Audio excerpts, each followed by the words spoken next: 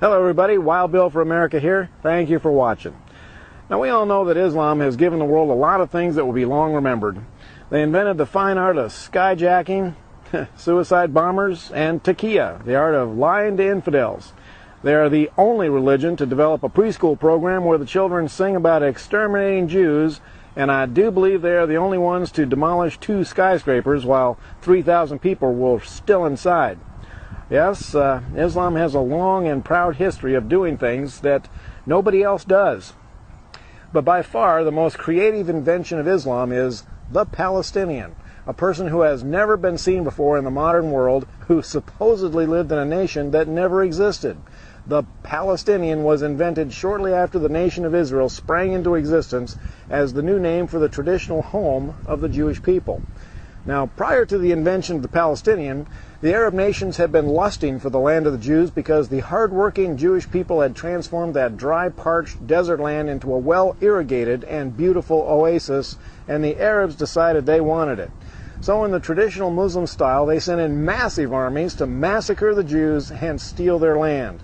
But the Israelis stomped the living doggy-doo out of them and sent the Arabs fleeing back across the border like a bunch of whipped puppy dogs, and they've been afraid of the Israelis ever since. But prior to the invasion, the Arabs warned all the Jordanians, Syrians, and Lebanese living in Israel to get out. They confidently told them that within a few days they could waltz right back in and take over the homes of the exterminated Jews. But when the Arab armies failed to capture even one Jewish home, the Arabs who had left had no place to go.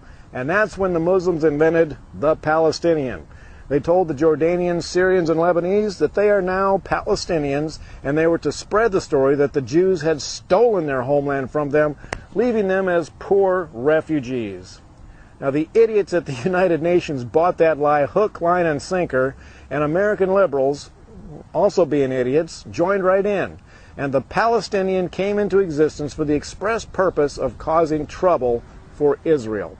So today, when we hear liberals whining that the Jews are illegally occupying the land of poor Palestinians, that is nothing but a big pile of horse pucky, and I can prove it.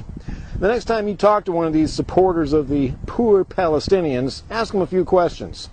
Like, what year did the nation of Palestine come into existence? What were its national borders, and what year did it cease to exist? Well, since it never existed in the first place, they won't be able to answer you.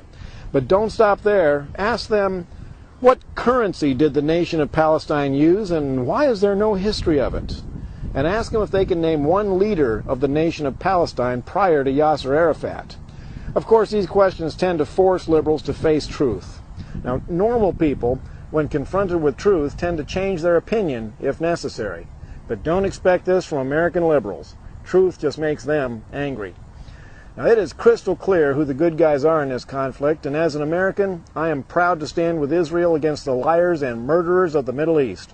And as an American, I am ashamed that our liberals tend to take the side of the liars and the murderers of the Middle East. This is Wild Bill for America. Thank you for watching, and God